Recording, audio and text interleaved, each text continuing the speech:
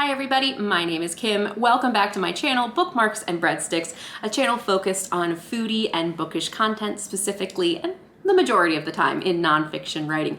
Before we get started, please consider hitting the like and subscribe buttons below. I'm a pretty new booktuber and I'm trying to get to 200 subscribers by the end of the year, and I would love your support, and I'd love to see you commenting and letting me know what you think about all these interesting books I've been reading. Today, I am here to talk to you about one of my nonfiction November reads for the prompt buzz, and that is The Beekeeper's Lament by Hannah Nordhaus. Now, I listened to this as an audiobook on Scribd, but the book itself comes in just shy of 270 pages. This is from Harper Perennial. It's a little bit of an older book, but not much. As I look up the publication date, 2010. So 2010. This book really, it is nonfiction. It focuses on the bee, but really it reads like literature. It really focuses on this one beekeeper, John Miller. John Miller is just like the guy when it comes to beekeeping, and he's been in the business for so long. Hannah really wants to understand more about the honeybee. Hannah being the author. Let me read a little bit off the back for you guys just to give you an idea. The honeybee is a willing conscript, a worker wonder, an unseen and crucial link in America's agriculture industry, but never before has its survival been so unclear and the future of our food supply so acutely challenged. Enter beekeeper John Miller, who trucks his hives around the country, bringing millions of bees to farmers otherwise bereft of natural pollinators. Even as the mysterious and deadly epidemic known as colony collapse disorder devastates bee populations across the globe, Miller forges ahead with the determination and wry humor of a true homespun hero. I think homespun hero is the best way to describe Miller. Miller is this no-nonsense kind of guy who, if you give him an ear, he'll talk your ear off all about bees. I think things that I liked about him were things like, one time he was in a car accident and was going 120 miles an hour because he loves his fast cars in the countryside, and the car flips, and the only reason he survived is that he didn't have a seatbelt on. So now the guy's never gonna wear a seatbelt. And you're like, John, come on.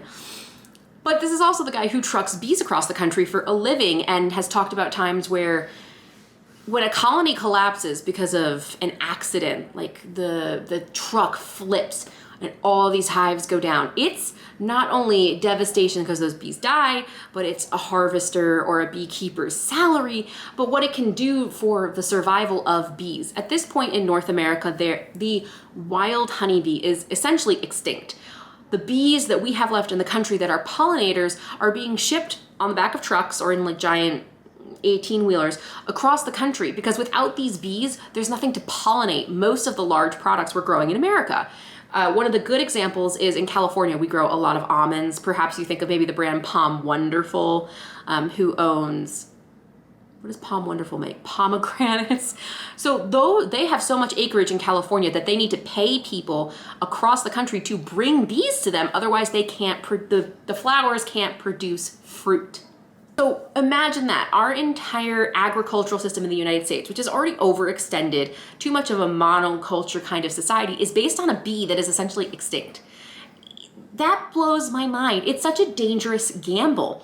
The book also brought to life that there are other bees in the world, other species, and how that's not a good thing all the time, is that sometimes that killer African bee comes in and it causes problems, that there are different crossbreeding that needs to happen so that the bees can survive. My camera is currently getting too hot. I am going to pause for a moment. Okay, we're back from a minor camera hiccup. I guess my camera gets too hot if I try and film 4 videos back to back, but we're back now. Cool. I was in the middle of talking about something about The Beekeeper's Lament, and now the thought has completely escaped my mind. Good job, Kim. You're welcome, Kim.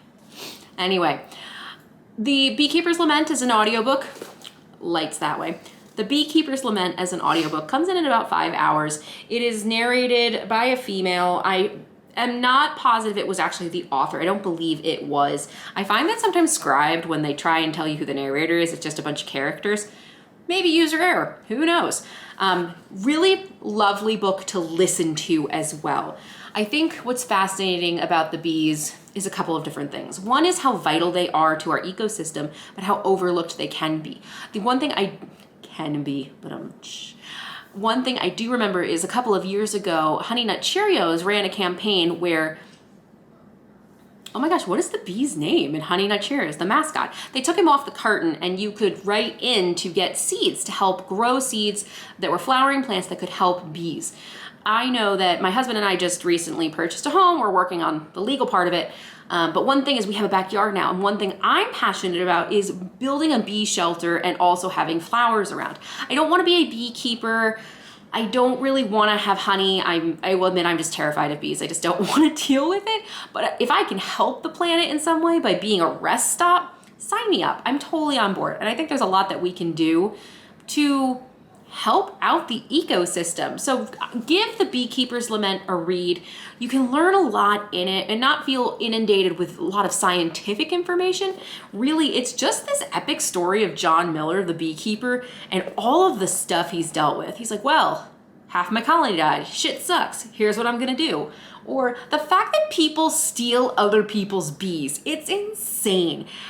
Like, how do you prove he stole your bee? Well, people have started to stamp, and people stamped cattle back in the day. Not a cool practice, but they stamped cattle, and now they tag them. Well, in bees, people start spray painting their hive systems. And like John Miller wakes up one day and he's like, someone went into the fields and stole my fucking bees.